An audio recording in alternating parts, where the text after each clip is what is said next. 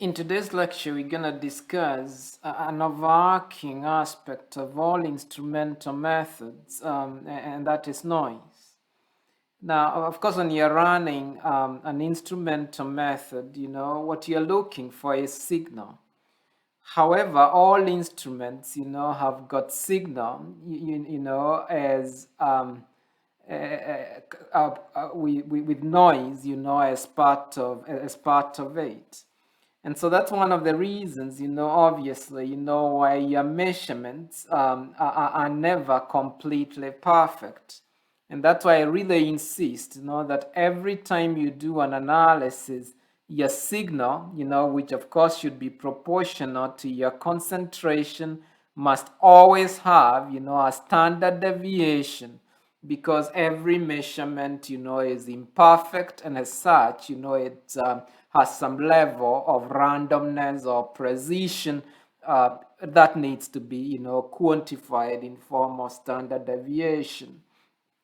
Of course, the other reason, why measurements are imperfect, is because of analysts' error. But as you guys, continue to gain skill, on the bench and so on, I think analyst error should always be mitigated and very much, reduced. But things like samples too, have got inherent variability. And so anytime you take a sample on the bench and try to do the weighing and carry out the sample preparation, of course, there's always variability, associated, with sample preparation. A big problem, that accounts for, most of the irreproducibility. But in this lecture, I'd like us to talk mainly about, the variability associated with all instruments in different, of course, proportions. And that is what you refer to as noise, that is always superimposed, in the signal, that you are getting. Now, ideally, if at all you are to run a chromatogram or possibly even spectroscopy, ideally, this is the type of, output you would like to get. Anytime you are running the blank, ideally you want the signal output to be 0. But when you get a sample, you want the signal, to be very, very large, so that, there's a huge difference, of course, between the blank that is 0 response and the signal, for the sample. But that is a very, idealized, environment, which in almost all cases for all instruments out there actually doesn't exist. In practice, for a fairly good situation, this is what you would get. In fact, you guys, you ran, I think, AAS, essentially that's what you got. You are running a blank, and if you look at your data, it's not 0, but it's got, a response, associated with the blank that you ran. And then when you ran your sample in different, of course, concentrations, you got, an increase in the signal output. So this is an ideal situation where the blank is very, very consistent and it's giving you a fairly reproducible, non-zero output. But again, this is in a fairly good, situation. In real life, actually, this is a kind of situation you get, especially, when you're running data or running samples, over time. Think yourself as an analyst, who works maybe for an environmental company, and every morning, you got to work, you have to run a set of different blanks, samples, and so on, and that's the nature of work you do. And for every blank, that you run every morning, chances are, the data that you get, would keep changing, in the different days, that you are analyzing. And that is what you refer to as drift. And so all instruments, electronic devices, and instruments, of course, are electronic devices, always undergo a bit of drift over time. And so this is a kind of scenario, that you actually deal with as an analyst, in the field. And of course, it's not an ideal situation, and we need to think about how do you solve these kinds of situations, that are gonna, be detrimental, of course, to the data output, that you're producing. And as I said earlier, the data output, that you're producing better be reliable, because in most cases, the stakes can be very, very high. Think of yourself, maybe you've been hired, by a company like Pfizer, to make sure, the vaccines they are producing, have got a certain concentration, of the RNAs, or the vaccine active ingredient, that is going out there. And of course, they are producing many, many, many doses every day. And you, as an analyst, you need to confirm without without doubt that any products going to different kinds of places every day, have got, the allowable active ingredient in them. So you can see the stakes can be very, very high. And so you need to account, for these issues on drift of instruments, that affect, the data authenticity or integrity. And so today you're going to talk about, noise, what it is and what you can do, to minimize noise in the instruments, and I say noise is always there. Now, noise, is, of course, unwanted. You don't want noise, but it's always there. It's unwanted. Noise is random. It's always present, but it's random or almost random. And unfortunately, it degrades the quality of the result. It degrades the signal.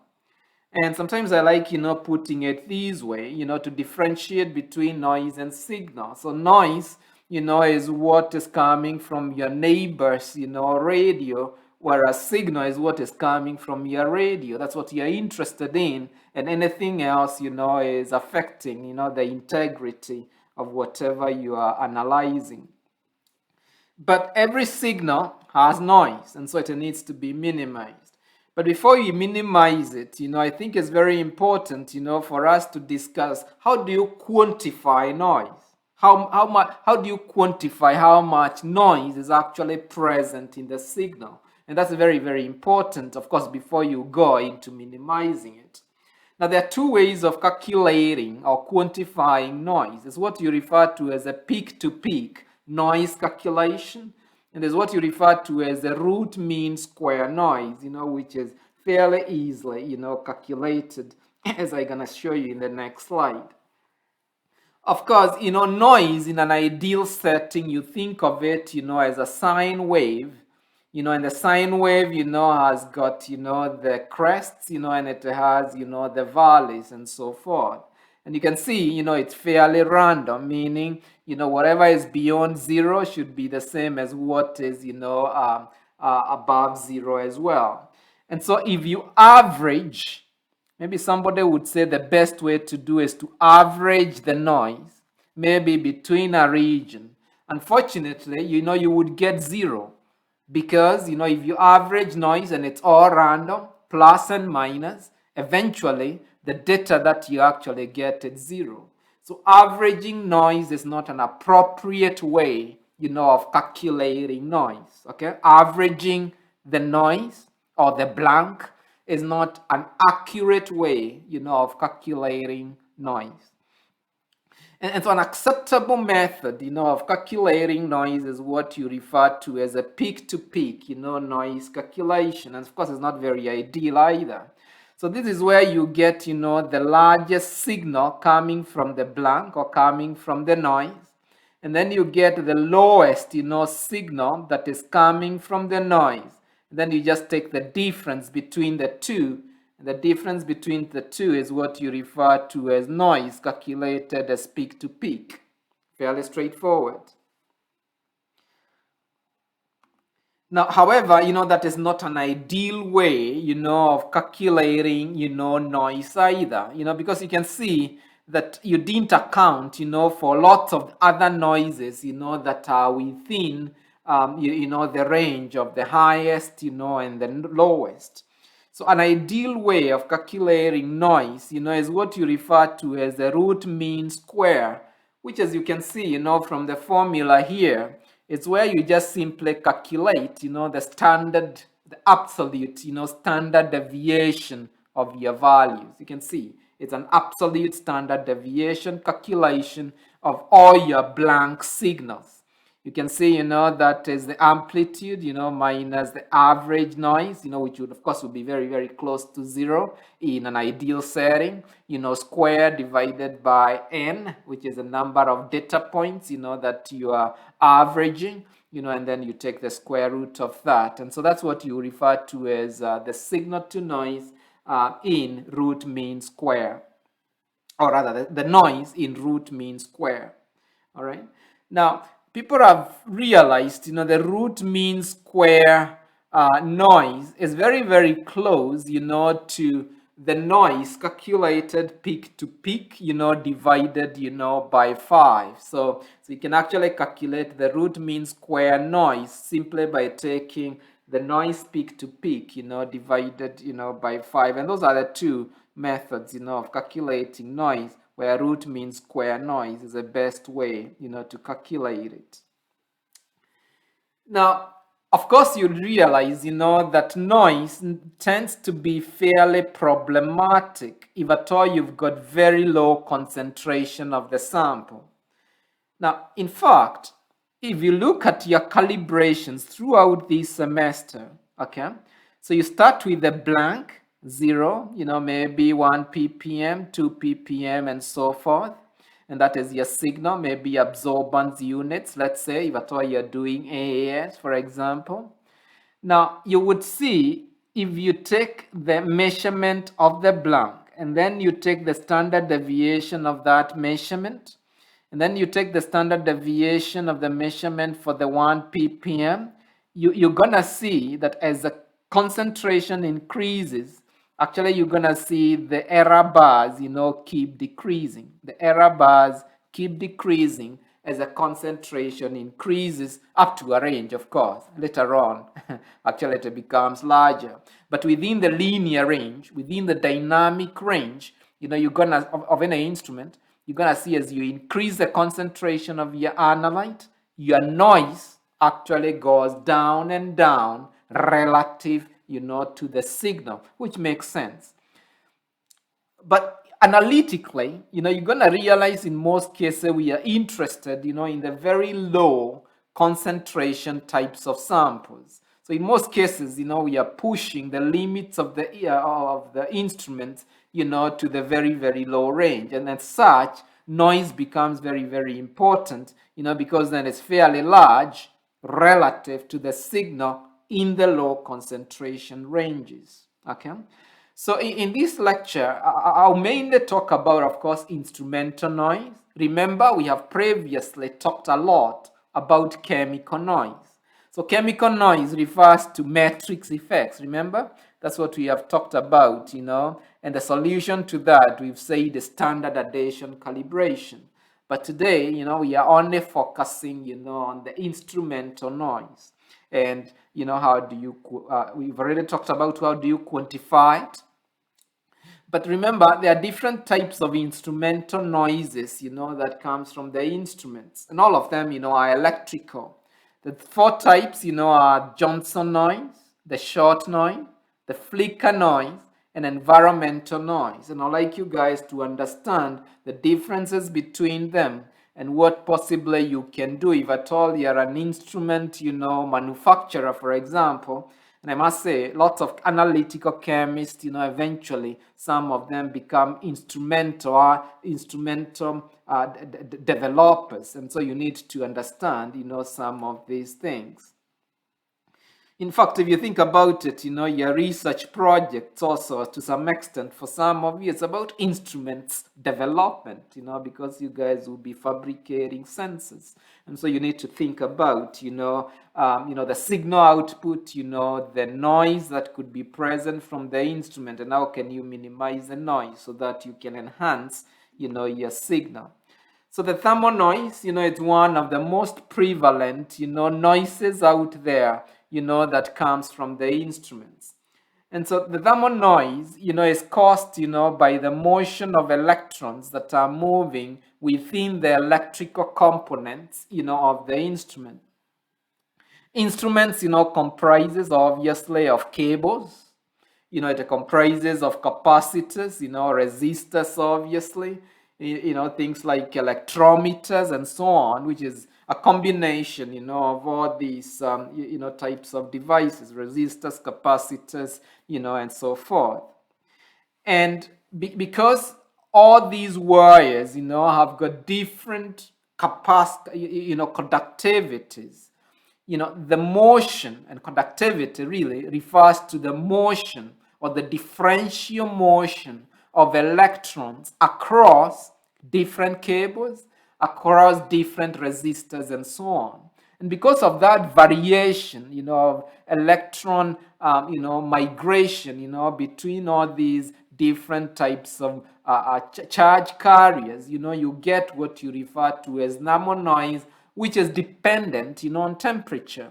As temperature increases, in most cases, the conductivity or the motion of electrons within the wires and the capacitors or within electronic components increases, and as such, your thermal noise, actually increases relative, to the temperature.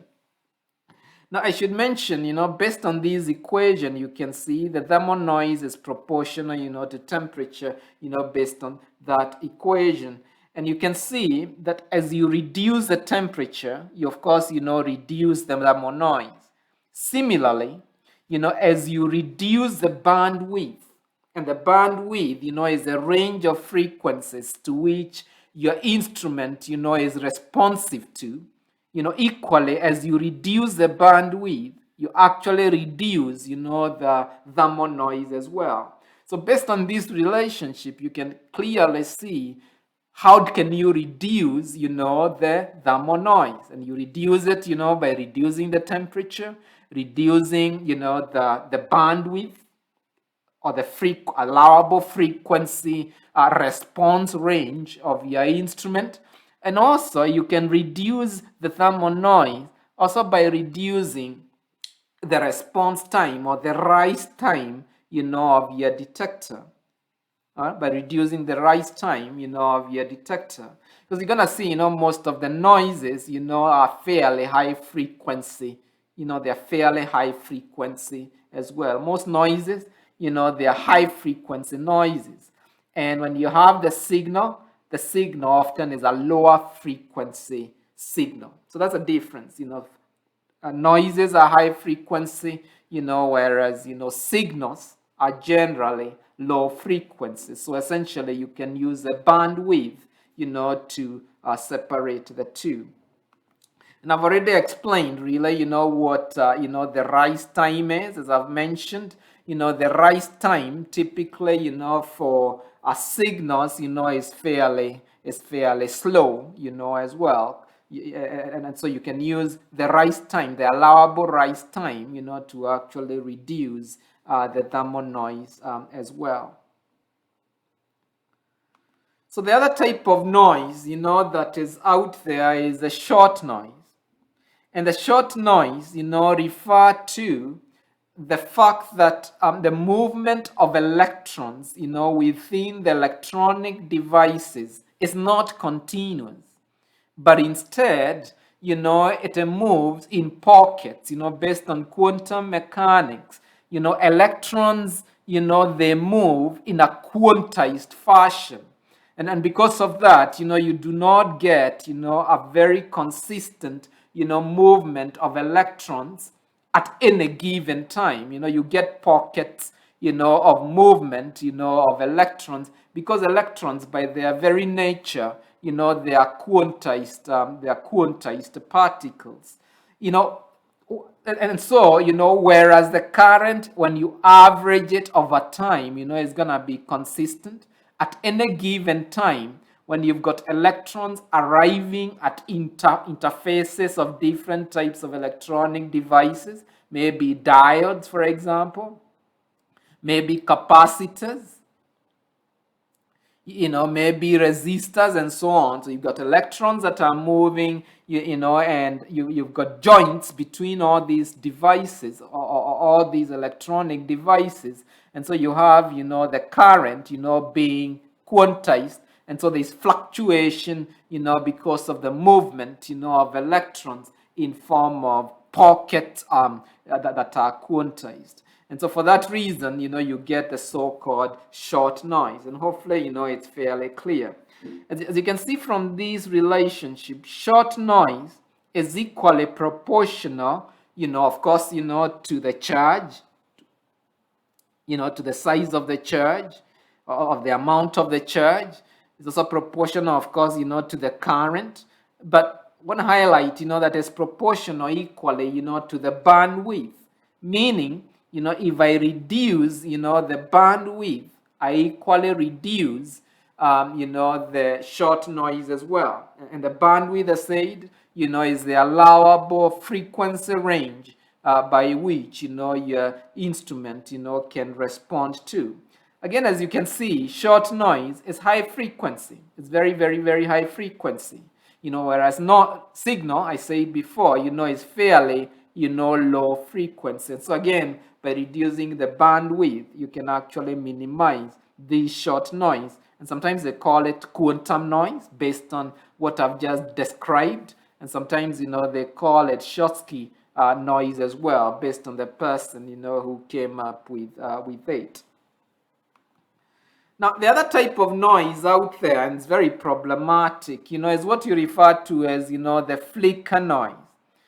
And the flicker noise is not very clearly understood, where it comes from, but it's very common with certain types of materials. So some materials, tends to produce more flicker noise than others. And so based on that, if at all you're an instrument manufacturer, you would often choose, the materials that experimentally, produce less flicker noise. Unlike thermal noise, which sometimes people call white noise, and short noise, which are proportional, linearly proportional, of course, to frequency, or they increase with frequency. Now, this one is a bit different. The flicker noise is inversely, proportional to frequency. And so it becomes very problematic then, because the flicker noise, tends to be low frequency as well, fairly similar, to your signal. Now, flicker noise is a root cause for this problem. Remember, we called it drift, where you analyze, say, the sample every day, same sample, but you get very different results. Often the flicker noise is the one that is associated with this problematic situation of drift, with the instruments. And again, the solution to it typically, is to choose appropriate types of materials that experimentally have got different or less prone, to flicker noise, which sometimes people call, the pink noise as well. Now, measurements taken, above fairly higher frequency, 1 kilohertz, usually, neglect the flicker noise. So again, choosing the appropriate quieter frequency region to use, can help you mitigate this problem of flicker noise as well. Now, the other type of noise is a so-called environmental noise. And environmental noise, as the name suggests, are things like vibrations happening inside the building, or even, circuits, from the cables in the lighting and so on, that affect the electrical signal from your device. And as you can see in this frequency profile, most of the environmental noise you can see is fairly low frequency as well. And as I've said, before, that the flicker noise tends to be more higher frequency, and you can get a fairly quiet region that you can use, to do to tune your system or instrument so that you can analyze your samples, within, a certain quieter frequency region. Another solution, of course, to environmental noise is to make sure, of course, you don't have lots of vibration. And so you can put your instrument, on very stable or what you call, vibration-free tables, vibration-free tables. And you're gonna see, if you go to the lab, most of the instruments, particularly, analytical instruments or balances, tend to be on these vibration-free tables, so that you can minimize, that idea of environmental noise as well. You can also do grounding, of your electronic devices or instruments, so that you can reduce the noise that is associated with the electric field, within the instruments room. And so grounding or shielding, is another very common way of dealing with environmental noise. So hopefully you'll be able to enumerate, the 4 types of instrumental noise and ways of mitigating them. It's very important, for this course. And so the next thing that you're going to talk about, is what do you do, to do the enhancement, of your signal relative, to the noise. What can you do? And in most cases, you can do these using hardware, and to some extent I've mentioned what hardware methods you can use, like grounding, and so on. But I like to mainly focus, on the software methods, that you can actually use, to reduce, the noise, which is random, and enhance your signal so that your signal to noise ratio, is fairly large. And so most people, use the software methods of signal to noise enhancement, which are fairly inbuilt actually, in most instruments out there. And that's going to be my focus, in the next short lecture.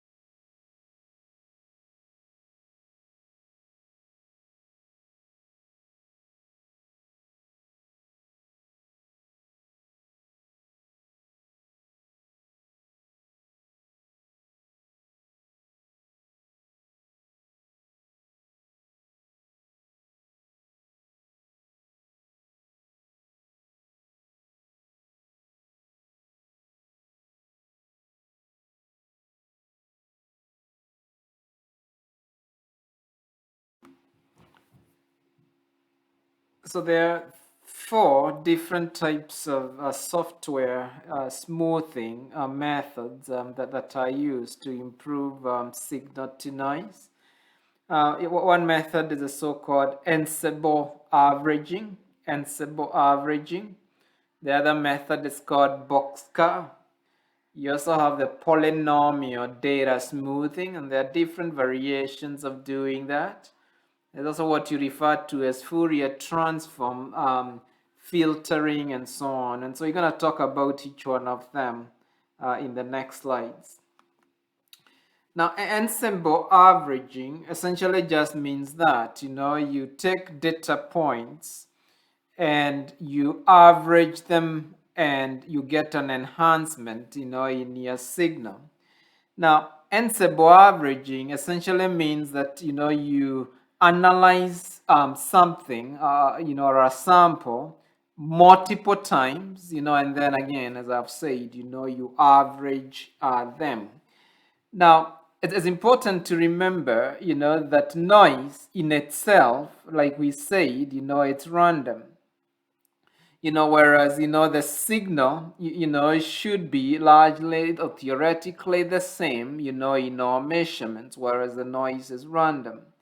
Now, if you average multiple signals, essentially the signal intensity should increase proportional to the number of measurements, that you have ran, and so-called N. On the other hand, if at all you run multiple times, the noise, on the other hand, increases proportional to the square root, of the number of measurements. And so if at all you've got the signal, like I've said, signal is equals to n, multiplied by the S1, so that's the number of, so that's only one sort of, signal or one run. Noise, on the other hand, as I've said, is proportional to n, the root of n, and then multiplied, by the noise, for that one scan. And so if you take the ratio between this and this, to give you, the signal to noise, meaning you take this signal, equation 1 divided by equation 2, you get this relationship. And of course, you can manipulate it, to get this relationship where signal to noise, of n, the number of measurements, is equals to the root of n multiplied by the signal to noise of just a single scan. Okay. And so based on that, then, you can increase, the number of, or rather the signal, by just simply increasing the number of scans, based on that relationship. And I hope that's clear. Now, one requirement, for ensemble averaging is that the data needs to be very, very reproducible. And a good example is with the Fourier transform infrared spectrometer, where if you run only a single scan, and this is real data, if you run a single scan, that's a kind of spectra that you get. If you run, and you can see the spectra that you get, really, it's just noise, just a single scan, it's noise. If you run 50 scans and average them, now you can see that you're getting some fairly clear, signals in your spectra. Take a look at this on the other hand. If you run 200 scans and then average them, you can see, the kind of data, that you're getting, now the signal to noise is very, very large. And so, you can see the signal to noise is very large, when you do multiple scans, based on this relationship. Now, as I've said, one requirement of the data set, when you're doing ensemble averaging, is that the data needs to be perfectly reproducible. Meaning each of the data points, for your multiple runs, I should be able to take them and average them. Take the data sets that are repeated, maybe 50 of them, and average them into one data set. So essentially you're saying the spectra, should be perfectly reproducible. Now, you're going to see most of the instruments out there, however, do not give you a perfectly reproducible data set. There's always a bit of drift, with your instrumentation, especially certain types of instrumentation. And so ensemble averaging is not usable essentially for all instruments. For example, now if at all you've got, HPLC that you guys are gonna do, in the lab, if you look at the chromatogram that you get for HPLC, and x-axis is usually time, that is a signal. If you run it one day, typically you get peaks that look like that. If you run it the next day, sometimes you get slight shifts, in your retention time. And so based on that, then, you cannot really use things like ensemble averaging for data, instruments, that give you shifting data sets, okay? But like I said, for Fourier transform infrared, because of a component in the instrument called Michelson interferometer, and you guys can check on it later. Michelson interferometer, which is a component in FTIR. Essentially, you are able, to do perfect overlaps, because the data starts at the same time and ends at the same time, and so you get perfect, perfect perfect results, that are completely reproducible, and so you can just simply do the ensemble averaging in that case. So very useful, for Fourier transform, infrared spectrometer. Now, of course, you can also use it for the so-called Fourier transform Raman spectrometer as well, and we're going to talk about Raman in class. Again, it has a Michelson interferometer, which makes it possible for you to get perfect reproducible results. Now, you can also use it in mass spectrometer as well, and we're going to talk about it in class as well. With mass spectrometer, you can also do you can also do ensemble averaging, because you can fairly get, reproducible results because of, especially the time of flight. Mass spectrometer, you can get multiple reproducible results, and so you can do ensemble averaging. Now, the other type of smoothing technique, is the so-called boxcar averaging, and very, very common, like with the HPLC, actually is very, very common. Now, in this case, you've got data set, that looks like this, for example, and, of course, the data set, would look like that. And the way the boxcar averaging works is by imagining that any small fluctuations, within, say, a chromatogram are because of noise. All right. Again, we say noise is fairly high frequency, and so we are saying every multiple fluctuation or very small fluctuations within a small region because of noise. And so because of that, you can average out, those data points, that are varied, and average them, to a single data point because of the assumption, that any of the small fluctuations, in the signal is because of noise. And so based on that, then, you would get, say, these 5 data points, all right? And then you average it, into one data point, and that's what you are calling a boxcar. So you take those 5, say, data points and average it into one boxcar. Take those data points, and average it, into one boxcar and so forth, all right? So typically the way it works is, you take, say, the first 5, average it into one. And then you take, not the next 5, but you skip the first data, and then you average those, into one. And then you skip the third one, you average the next 5, into one data point, and so forth, okay? Now, well, it's very good, for smoothing the data, meaning if at all I had data like that, I can now smooth it into something like that looks fairly good. So it's a way of cheating, really, for the data to be fairly good like that, so that it's easier to do integration of those peaks. It's easier to do integration, of a smooth peak than to do integration, of a rugged peak, okay? And so for that reason, you get, it's a way of data smoothing, to remove, some of these noise.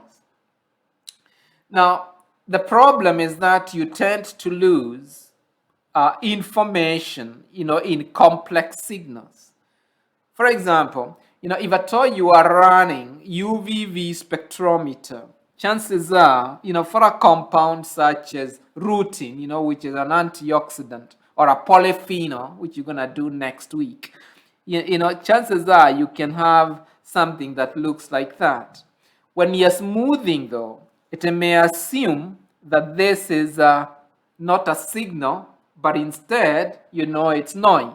And so when you smooth it, using boxcar, it can give you just a peak like that. And you can see based on that, you'll be losing very, very useful information. So for very complex data, one big disadvantage, of boxcar is that you'll be losing some important character in the signal that can be very, very useful for qualitative analysis especially. But again, it's a very common way of smoothing, very, very common in HPLC and so on. And I'm gonna show you in the lab, when you start using the HPLC system, for example. Now, the other method, for data smoothing is a so-called Fourier transform digital smoothing or digital filter.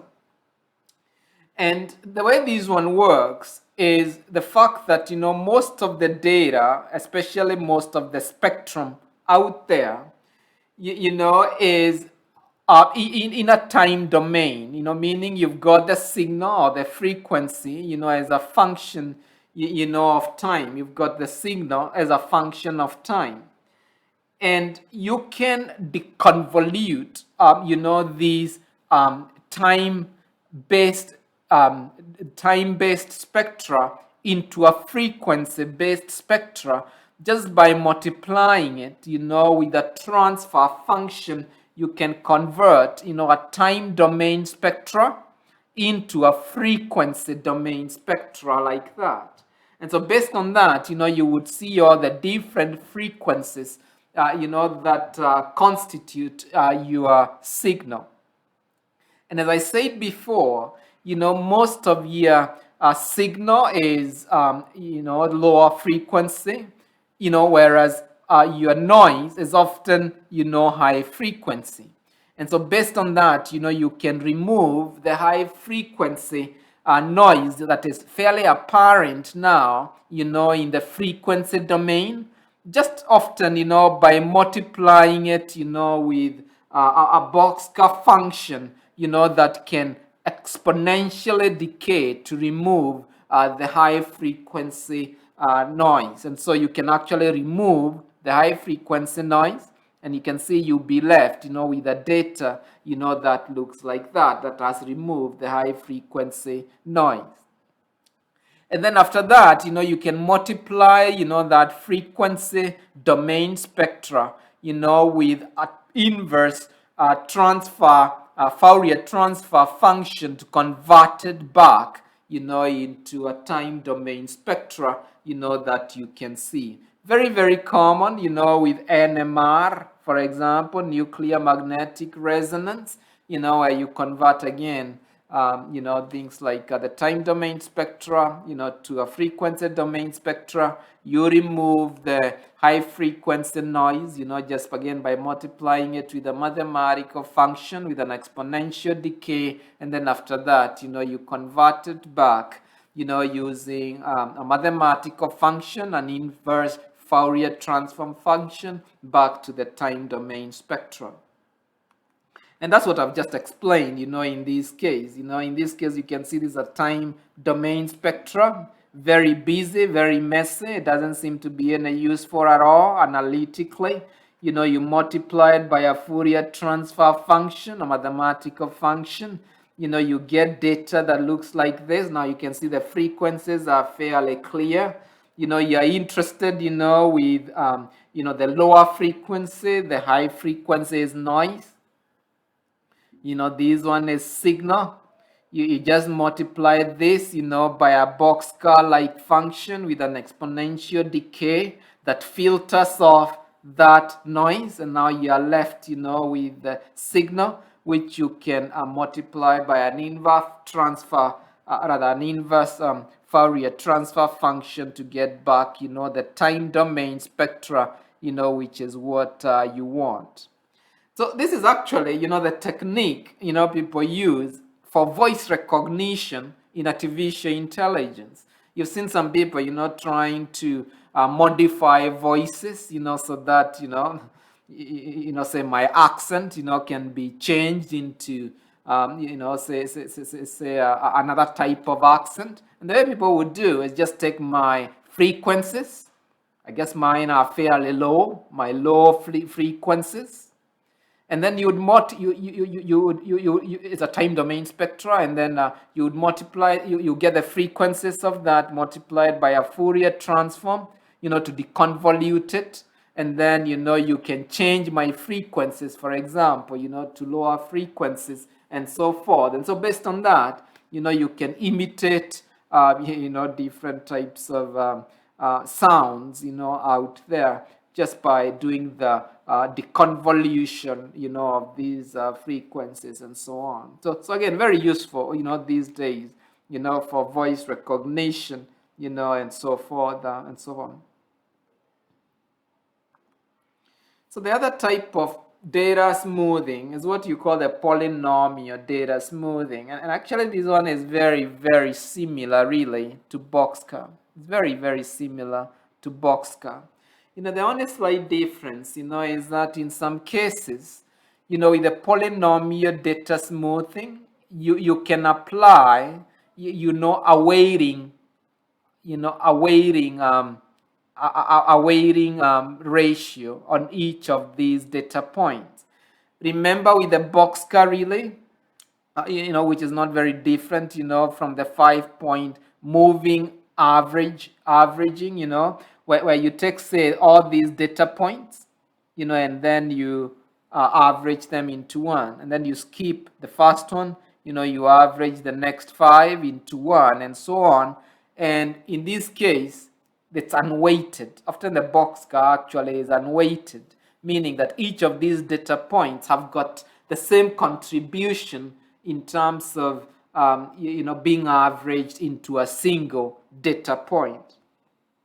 But in some cases, you can have, polynomial data smoothing, where some of these data points you apply an exponential, say, decrease, in the weighting, of that data, okay, such that it doesn't account, for the same weighting.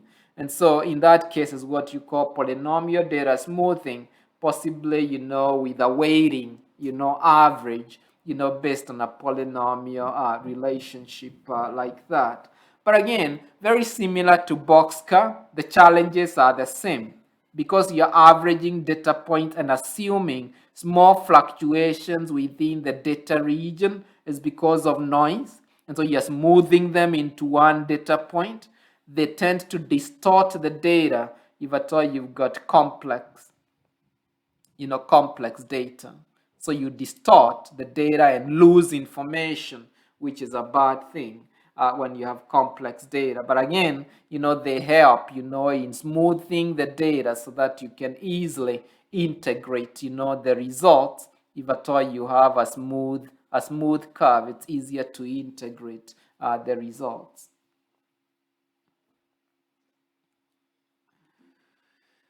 So if I may show you, and I think I've tried to sketch it, in my previous slides when I'm explaining, but it's a little bit messy.